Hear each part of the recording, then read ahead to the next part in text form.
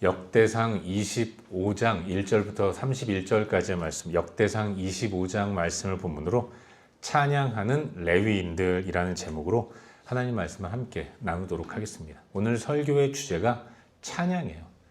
찬양의 의미를 다시 한번 이 밤에 생각해보는 그런 시간을 갖도록 하겠습니다. 제가 지난 6월 1일부터였던 것으로 확인을 했습니다. 우리가 역대상 말씀을 본격적으로 교회적으로 묵상하기 시작한 시간이에요.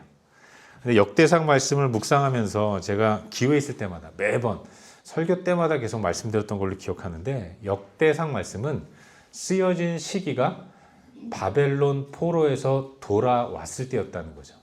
당연히 이 역대기를 누가 읽어야 하는가, 어떤 사람 읽으라고 역대기가 쓰여졌는가, 그건 바벨론의 포로로 잡혀 있다가 돌아온 포로 귀한 백성들이 읽어야 하는 이스라엘의 역사, 그들 읽으라고 쓰여진 역사책이 역대기라는 것입니다.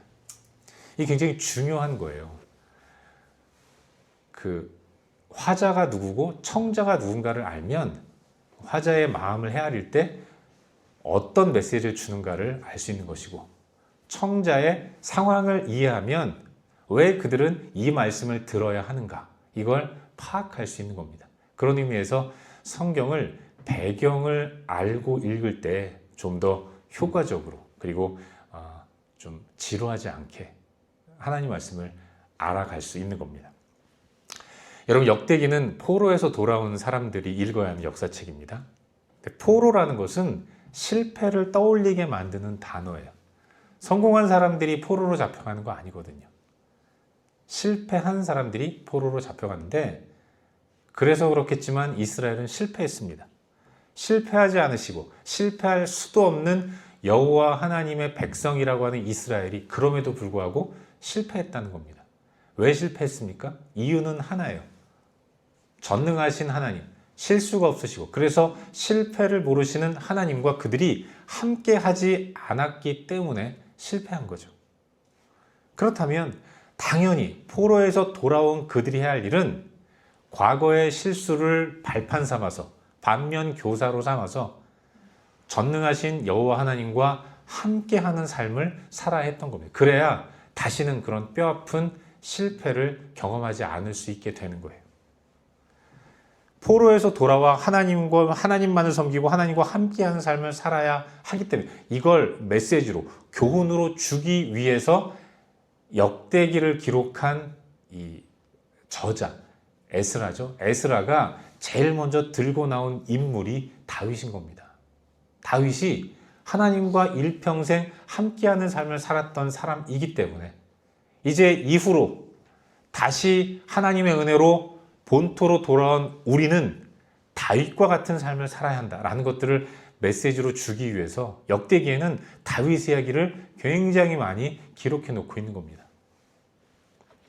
근데 여러분, 휴대전화를 보면 아이콘이 있잖아요. 바탕화면에 이렇게 그림 모양이 있지 않습니까? 그걸 누르면 그 프로그램이 실행이 되잖아요. 그걸 아이콘이라고 하는데, 다윗은 아이콘 같은 인물입니다. 여러분, 다윗이 무엇의 아이콘일까요? 다윗 하면 떠오르는 것. 다윗을 누르고 들어가면 예배가 나와요. 다윗은 항상 하나님을 예배하는 사람이었습니다. 그에게는 인생 가운데서 여러 가지 직분과 직책이 많았어요. 어릴 때는 아버지의 양들을 치는 목동이라는 직책이 있었습니다. 성장에서는 사울을 위해서, 사울이 이끄는 이스라엘을 위해서 전쟁하며 싸우는 장군이라는 직분이 있었어요. 이후에는 왕이라는 직분을 가지고 인생을 살았습니다. 하지만 그에게 있어서 가장 잘 어울리는, 꼭 맞는 직분, 그게 예배자인 거죠.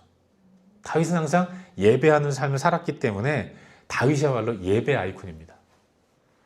그리고 예배가 이루어지는 곳 어디입니까? 성전이죠. 성전 건축의 아이콘, 그게 바로 다윗이었던 거예요. 성전 하면 떠오르는 인물이 다윗이라는 거죠. 근데 재밌는 게, 여러분, 성전 하면 떠오르는 인물이 다윗이라고 하지만 성전 건축은 누가 했습니까? 솔로몬이 했잖아요. 솔로몬, 그런데도 성전하면 제일 먼저 떠오르는 사람이 다윗이에요. 솔로몬 하면 뭐가 떠오릅니까? 지혜. 저는 컴퓨터. 제가 태어나서 제일 처음 산 노트북이 대우전자에서 나온 솔로몬 컴퓨터거든요.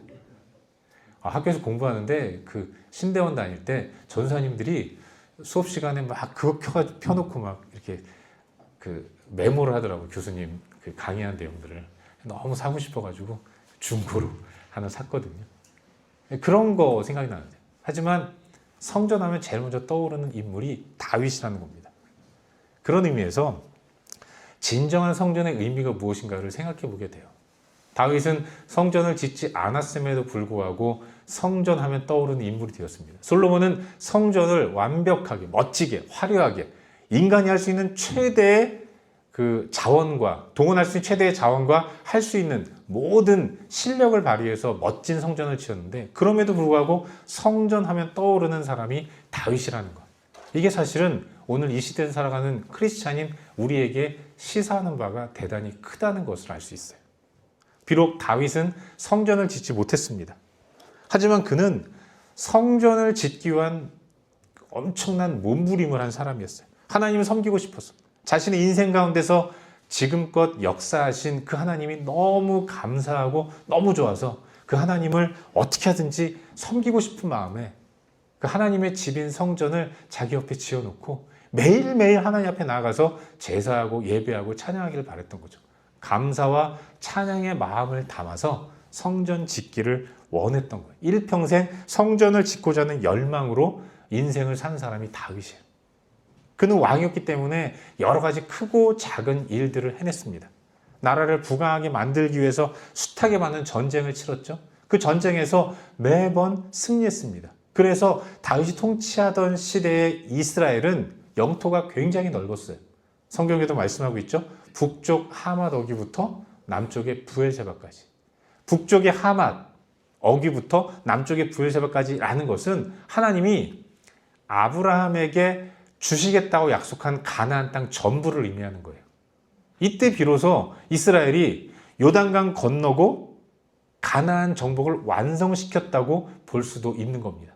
이런 엄청난 승리를 거둔 최고의 대왕이라고 부를 수 있지만 그러나 그는 그 인생 가운데서 왕 위에 있을 때 가장 심혈을 기울여서 했던 일이 성전을 지으려고 했던 겁니다. 성전을 짓고 싶다고 하나님께 말씀드렸죠. 그랬더니 하나님이 네 마음만 받겠다.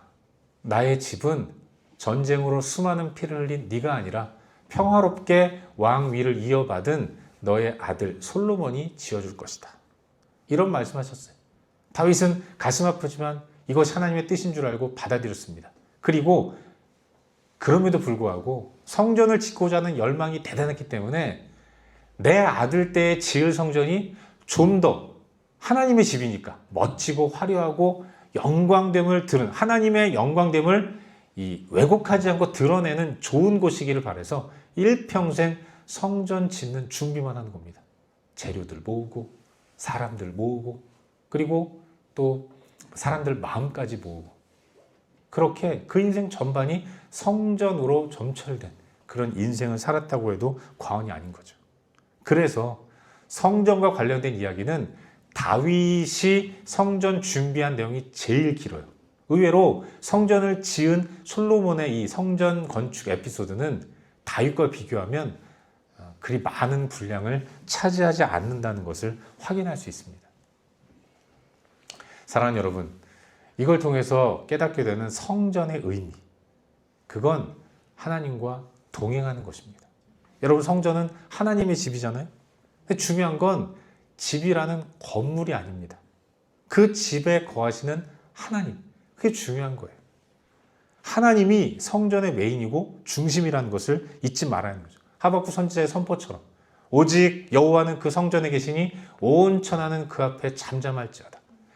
온 천하가 잠잠히 엎드려야 하는 하나님, 그 하나님이 계신 곳이 성전이라는 것입니다. 근데 이스라엘은 솔직히 아직까지도 여기 저 중동에 위치한 이스라엘은 끊임없이 성전의 개념을 건물로만 이해하고 있어요. 그래서 어찌하든지 내 성전, 무너진 성전을 다시 한번 지어버리라. 이런 생각에 엄청난 집착을 보이고 있는 겁니다. 좀 심하게 말하면 전능하신 하나님을 자기들이 손으로 지은 성전이라는 건물에 가두려고 하는 것 같다는 느낌이 드는 거죠. 그 크신 하나님을 내가 지은 이 성전에 잘 모셔두기를 바라는 마음으로 하나님을 거기에 가두려고 하는 것 같은 느낌을 받게 돼요. 좀 무리한 그런 표현일지 모르겠지만 이스라엘 보면 그런 것 같아요. 왜 연세 드신 어르신, 부모님 모시고 있으면서 방에다가 보일러 뜨뜻하게 해놓고 여기만 계세요? 어디 나오지 말고 그냥 계세요? 이런 것 같은 느낌을 갖게 되는 거죠. 하나님을 자기가 만든 공간 안에 모시고 자기만 소유하려는 이런 생각을 갖고 있는 것이 육적 이스라엘의 모습이 아닐까라는 생각을 하게 됩니다. 그들은요, 성전을 건축하고자 하는 의도가 너무나도 노골적입니다. 하나님을 이용해서 과거의 다윗 영광 다시 한번 회복해 보겠다는 거죠. 그래서 끊임없이 지금도 옛 성전터를 차지하기 위해서 저 난리를 피우고 있는 게 아닌가, 그런 생각을 해보게 돼요. 여러분, 성전은요, 우리 예수님 말씀처럼 돌 하나도 돌 위에 남지 않고 완전히 무너졌어요. 그 예수님 돌아가시고 부활하시고 승천하신 이후에, 그리고 사도의 시대 AD 70년에 이스라엘이 완벽하게 무너졌습니다. AD 70년에 티토라는 로마 장군이 예루살렘에 들어와서 성전을 완벽하게, 그야말로 돌 하나도 돌 위에 남지 못하게 완벽하게 무너뜨렸습니다. 그래서 인간들은 다시금 그 성전을 세우려고 애를 쓰는 거죠. 하지만 이건 솔직히 의미 없는 일이에요. 왜냐하면 진정한 성전이신 예수 그리스도가 지금 당신의 집을 완벽하게 지어 놓으셨기 때문에 그렇습니다. 그 집이 어디입니까? 내 마음. 예수 그리스도가 어디 계세요? 내 마음에 계신 겁니다. 성전은 하나님이에요. 하나님이 내 마음에 계시기 때문에 돌 위에 돌 하나도 남지 않는 육적인 건물로서의 성전은 완벽하게 무너졌고, 그 무너진 성전이 내 마음 가운데 예수께서 이 땅에 오시고 죽으시고 부활하시고 승천하셔서 구원을 완성해 놓으셨고, 그 완성된 구원을 허락받은 우리 마음 가운데 완벽한 성전을 이루어 놓으신 겁니다. 성전이 이미 완벽하게 이루어졌는데, 저 예루살렘 땅에 동과 서로 나누셨다고 그러지 않습니까? 동 예루살렘, 이거는 이스라엘 땅이 아니라고 그러더라고요. 근데 거기에 예루살렘이라는 그 성전터가 있다는 거예요. 거기다가 성전을 지으면 어떨까, 안 지으면 어떻겠어요? 그럼에도 끊임없이 그 성전을 짓겠다고 다른 사람들 눈에 피눈물을 흘리게 하면서 그런 행위를 하는 것들이 결코 바람직한 모습은 아닌 거죠. 이미 내 안에 성전이 만들어졌다는 것, 우린 그걸 기억해야 하는 거예요. 다시 지을 필요가 없다는 것을 잊지 말아야 하는 겁니다. 우리는 역대상 25장 말씀을 묵상하고 있어요. 이 주에 묵상하는 말씀이 23장부터 26장까지의 말씀인데, 다윗이 그가 왕으로서 한 여러 전쟁에서 승리도 의미 있는 일이지만, 그는 무엇보다도 성전을 건축할 준비를 하면서 성전에서 이루어질 모든 것들을 잘 정비하는, 제도적으로 조직을 만들고 제도를 꾸미는 그런 일들을 했다는 것을 알 수 있습니다. 오늘 나누는 말씀은 다윗이 성전에서 이루어질 찬양을 맡을 찬양대를 조직한 내용을 기록하고 있어요. 여러분, 성전을 짓는 목적이 뭡니까? 그건 성전에 거하시는 하나님을 기쁘시게 하기 위함이라는 거죠. 다윗이 성전을 지은 이유는 번듯한 건물, 그래서 외국 사람들이 이스라엘에 들어왔을 때 여기가 우리나라의 시그니처다 이러면서 성전 보여줄, 그러려고 지은 게 아니에요. 성전은 하나님이 거하시니까 그 하나님이 가장 기뻐하시는 일을 성전에서 하려고 했던 겁니다. 그는 하나님을 사랑하고 그분을 섬기기를 원했어요. 성전에 거하신 하나님을 날마다 찾아뵙고 경배하고 찬양하고 예배하고 제사하면서 하나님과 교제하고 싶은 마음에 성전을 지으려고 했던 겁니다. 하나님이 가장 기뻐하시는 것, 그건 당신 백성과 나누는 교제입니다. 하나님은 우리와 교제하기 위해서 당신의 형상대로 우리를 창조하셨어요. 하나님이 가장 기뻐하시는 것이 교제이기 때문에 다윗은 이제 세워질 성전에서 하나님과 교제하는 모습을 꿈꾸며 하루하루 성전 준비에 여념이 없는 삶을 살았던 겁니다. 하나님 자기 백성들의 찬양을 받으세요. 가장 최고의 찬양은 하나님의 하나님 되심을 인정하는 거예요. 당신은 나의 하나님입니다. 당신은 나의 주관자입니다. 당신은 나를 사랑하시는 분이십니다. 그러니 당신은 나의 노래를 받기 합당하신 분이고 나의 영광을 다 받으시기에 부족함이 없는 분이십니다. 이걸 자기 백성들이 인정하는 거죠. 그게 찬양인 겁니다. 성전에서 다윗은 그걸 하고 싶었던 거예요. 하나님은 그런 찬양을 받으시고 당신 백성들에게 한없는 은혜를 베풀어 주시죠. 하나님의 은혜가 인도와 보호로 나타나요. 다윗이 고백했던 것처럼 여호와는 나의 목자시니 나에게 부족함이 없습니다. 그러는 가운데 하나님이 나를 푸른 초장과 맑은 물가로 인도하십니다. 내가 사망의 음침한 골짜기를 다닐지라도 해를 두려워하지 않을 이유는 하나님이 나를 보호하시기 때문입니다. 하나님이 성전에서 이스라엘 백성들에게 은혜와 인도와 보호라는 은혜를 베풀어 주시는 거죠. 이처럼 하나님을 향한 찬양, 하나님의 은혜, 이게 서로 하나님과 하나님 백성 간에 주고받아지면서 하나님과의 그 친밀한 교제가 누려지는 장소, 그게 성전이고 이걸 꿈꾸고 기대하면서 다윗은 성전을 지으려고 했던 거예요. 구약 시대에는 하나님이 육적인 성전에 거하셨습니다. 아직 예수 그리스도가 이 땅에 오시지 않았기 때문에 하나님이라는 그 거룩한 분을 인간이 감당할 수 없어서 하나님은 그냥 저기 계시면서 백성들이 나와서 마주하고 인사하기를 바랬어요.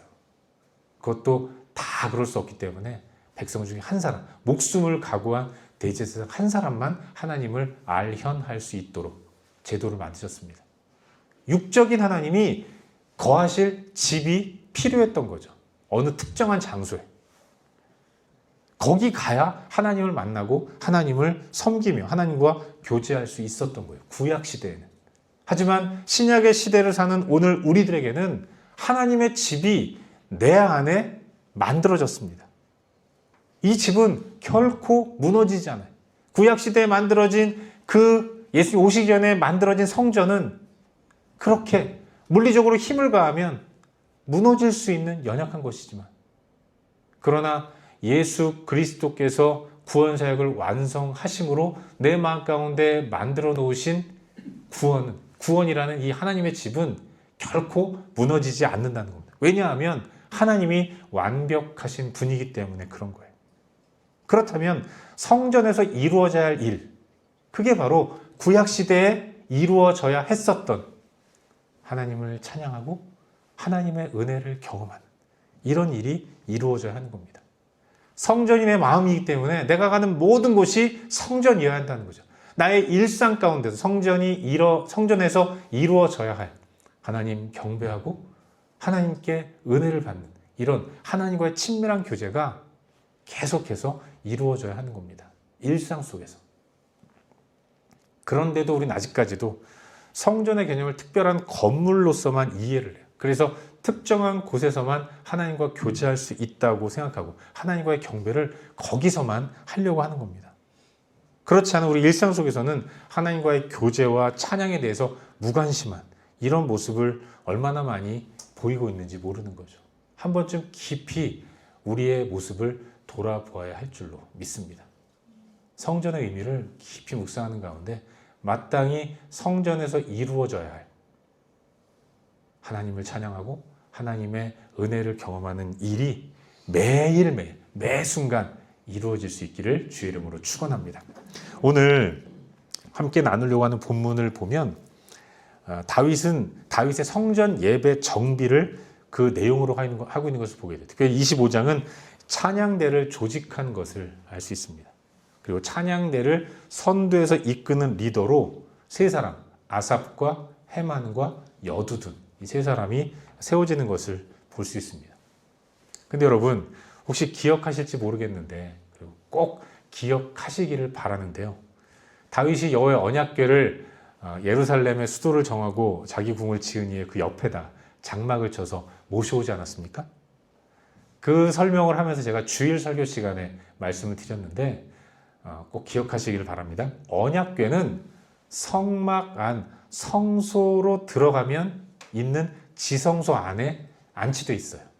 언약궤가 원래 있어야 할 자리는 성막 안에 있는 성소, 그 안에 있는 지성소 안입니다. 그러니까 언약궤는 성막에 있어야 되는 거예요. 하지만 안타깝게도 다윗 시대에는 언약궤와 성막이 분리되어 있었다는 거죠. 따로따로 다른 장소에 있었다는 겁니다. 다윗 시대에 성막은 기브온에 있었죠. 언약궤는 다윗궁 옆 장막 아래 있었던 겁니다. 여러분, 언약궤는 하나님의 임재를 상징하잖아요. 언약궤는 여호와를 의미하는 겁니다. 그 언약궤 옆에서 여호와 옆에서 찬양하고 수종드는 사람으로 아삽과 그를 중심으로 한 찬양대가 조직되었어요. 그리고 성막에는 사독을 중심으로 한 제사장 그룹이 머물면서 비록 언약궤는 없지만 그 성막에서 여호와 하나님께 이스라엘 백성들을 위한 제사가 끊임없이 늘 항상 아침 저녁으로 계속해서 이루어졌다는 것을 설교를 통해서 한번 생각해 본 적이 있습니다. 근데 여러분, 이 일, 하나님을 섬기고 수종드는 이 일은 이스라엘 12지파 가운데 레위 지파가 담당한 일 아니었습니까? 레위인들 가운데 초대 제사장, 대제사장인 아론의 후손, 그 제사장 그룹이 기브온의 성막에 머물면서 제사하는 일을 감당했다면 언약궤 옆에서 하나님을 찬양하고 섬기는 일은 이 나머지 레위인들이 담당했다고 말할 수 있어요. 그리고 야곱의 둘째 아들인 레위는 아들이 3명이 있었어요. 그게 게르손, 그핫, 무라리, 고핫이라고 하는데 게르손, 그핫, 무라리 3사람이 있었습니다. 근데 본문을 보시면 찬양대를 맡을 인물 3사람이 나오지 않습니까? 아삽, 헤만, 여두둔 각기 달라요. 그 아삽 같은 경우는 노래로 찬양한 사람인 것 같고요. 그리고 헤만 같은 경우는 악기 연주자, 여두둔도 자기 역할이 있는데 아삽은 게르손 계열입니다. 그리고 헤만은 그핫 계열이야. 그리고 여두둔, 이 여두둔이 역대상 6장에 나오는 족보를 이렇게 살펴보면 그 에단이라는 이름으로 나오는데 에단, 여두둔 같은 이름입니다. 이 사람은 무라리 계열이라는 거죠. 근데 중요한 건 하나님을 찬양하는 사역을 감당하는 이 3사람과 그의 자녀들, 그들이 제비뽑기를 통해서 어떤 역할을 맡았는지를 그 24반차로 그 기록해 놓은 게 7절 이하부터의 마지막 절까지 내용인데요. 중요한 건 이 사람들을 가리켜서, 특별히 아삽과 헤만과 여두둔을 가리켜서 성경은 군대 지휘관들이라고 표현하고 있다는 겁니다. 우리 다 같이 본문 1절을 한번 읽어보도록 하겠습니다. 본문 1절 말씀 함께 읽겠습니다. 시작. 다윗이 군대 지휘관들과 더불어 아삽과 헤만과 여두둔의 자손 중에서 구별하여 섬기게 하되 수금과 비파와 재금을 잡아 신령한 노래를 하게 하였으니 그 직무대로 일하는 자의 수요는 이러하니라. 아멘. 여기 군대 지휘관들과 더불어 이렇게 말씀하고 있는데 군대 지휘관들과 더불어, 이게 원문에는 군대 지휘관인 아삽과 헤만과 여두둔 이렇게 기록되어 있어요. 여러분, 군대 지휘관들이라고 번역된 이 표현이 다른 번역본에는 레위 지휘자라고 해석하고 있습니다. 군대 지휘관, 레위 지휘관들이에요. 레위 지휘관 3사람, 아삽, 헤만, 여두둔. 이 사람들이 군대 지휘관이라는 것입니다. 이 말은 찬양을 맡은 찬양대를 군대라고 불렀다는 거예요. 이게 뭘 의미하는 거겠습니까?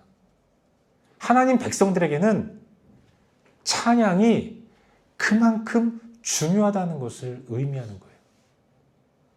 하나님 백성들은 영적 전쟁을 치르는 사람들입니다.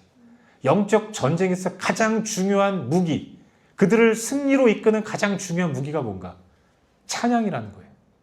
왜 그렇습니까? 영적 전쟁은 사람이 하는 게 아니라는 거예요. 하나님이 하시는 겁니다. 전쟁을 자기 백성 앞에서 치러주시는 여호와 하나님, 군대 장관 되셔서 인도하시고 지휘하시는 여호와 하나님을 높이고 찬양하는 것. 이게 하나님 백성들이 해야 할 전쟁에서의 직임이라는 것, 직책이라는 것. 그걸 우리에게 보여주고 있는 겁니다. 찬양은 그야말로 전쟁터에서 군인들이 감당해야 할 아주 중요한 영적 무기라는 겁니다. 찬양이 무너지면 전쟁에서 승리할 수 없는 거예요. 그래서 찬양은 하나님을 높이는 것이기도 하지만 이스라엘 백성들에게는 목숨 걸고 하는 것이었다는 것을 의미하는 거예요.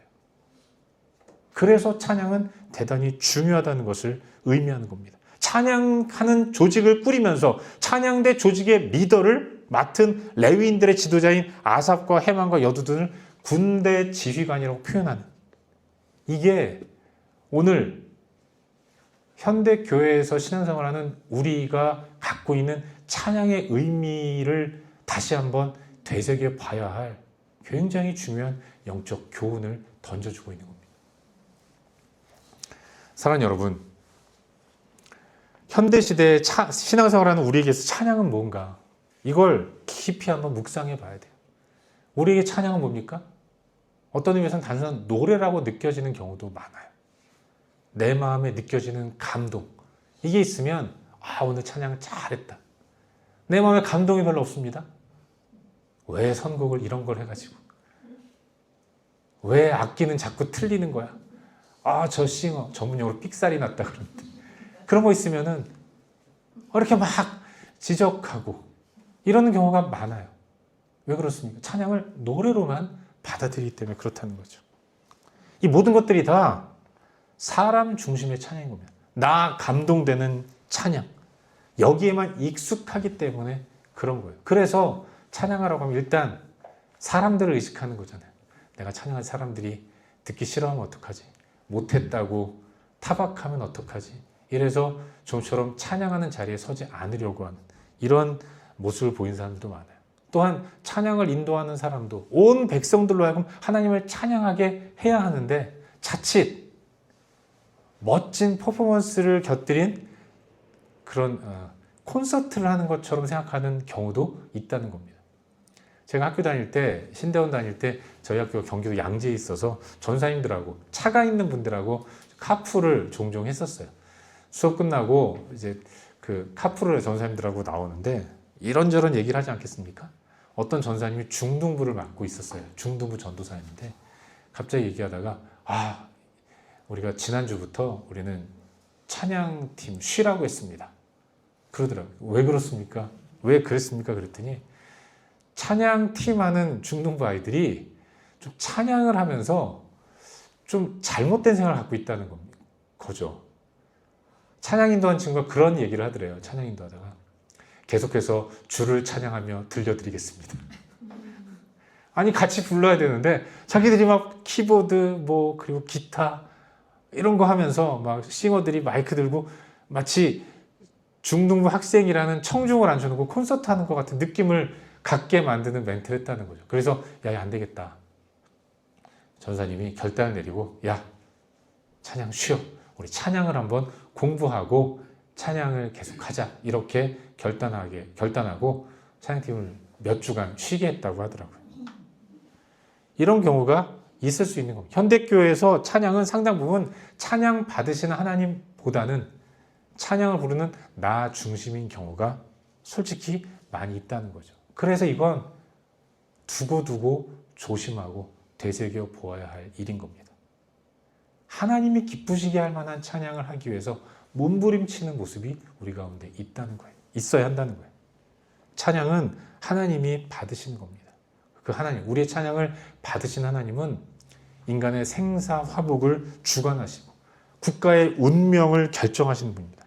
그분을 높이는 것이 찬양이기 때문에 어찌하든지 하나님을 기쁘시게 할 만한 찬양을 올려드리는 것이 중요한 거예요. 그리고 찬양하는 사람들이 자신을 돌아보며 기도로 준비하는 이유는 하나님이 가장 중요하게 보시는 찬양의 모습이 나이기 때문에 그런 겁니다. 다른 어떠한 멜로디보다도 어떠한 멋진 연주보다도 하나님을 향한 중심을 보시는 분이기 때문에 그래서 늘 우리 자신을 살피며 찬양의 자리로 나아가야 하는 거예요. 여러분, 찬양은 레위인들이 담당했습니다. 우리는 영적인 레위인이에요. 그래서 찬양은 해만과 그의 가족들, 아삽과 그의 자녀들, 여두둔과 그의 식구들만 하는 게 아닙니다. 그들의 인도를 따라 모든 이스라엘 백성들이 다 하나님을 찬양하는 거예요. 그런 의미에서 찬양이 군대 조직이라고 한다면 모든 이스라엘 백성들은 하나님의 군대의 군사인 겁니다. 사도 바울은 선포했잖아요. 병사로 모집된 자는, 병사로 모집한 자를 기뻐하는 사명이 있다고.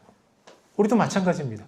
우리 또한 찬양대이기 때문에, 찬양하는 사람들이기 때문에 우리를 부르신 하나님을 기쁘시게 하는 찬양의 모습으로 나아가야 하는 겁니다. 그래서 찬양을 해야 하는 거예요. 제가 예전에 어떤 교회를 방문했는데 성도들끼리 보는 그 팜플렛이 있더라고요. 거기에 예배 가이드 해가지고 예배 10계명인가 이렇게 쭉 써놨더라고요. 그 중에 하나가 찬양 시간에 붕어가 되지 않기, 이것도 있더라고요. 입만 뻐끔뻐끔 하면서 찬양 안 하는 사람도 있잖아요. 그러지 말아야 한다는 겁니다. 모르는 찬양 나오면 묵상으로 기도하면서 이 찬양의 가사 하나님 받으시고 영광을 받으시옵소서 기도하는 마음 나오고, 내가 아는 찬양 나온다 그러면 목소리 높여서 하나님을 찬양하는 이런 모습이 있어야 하는 거예요. 찬양은 찬양팀의 전유물이 아닙니다. 교회에서 임명받은 찬양팀들만 찬양하는 것이 아니라 우리 모두가 다 하나님을 찬양하는 사람들이라는 사실을 기억하고 어찌하든지 하나님이 기뻐하실 만한 그런 찬양을 주 앞에 올려드려야 하는 거예요. 우리의 찬양 어떠한가? 이걸 깊이 묵상하고 진정한 찬양대로서 하나님을 높이는 찬양의 자리에 서는 저와 여러분, 우리 모두가 될 수 있기를 주의 이름으로 축원합니다. 기도하겠습니다.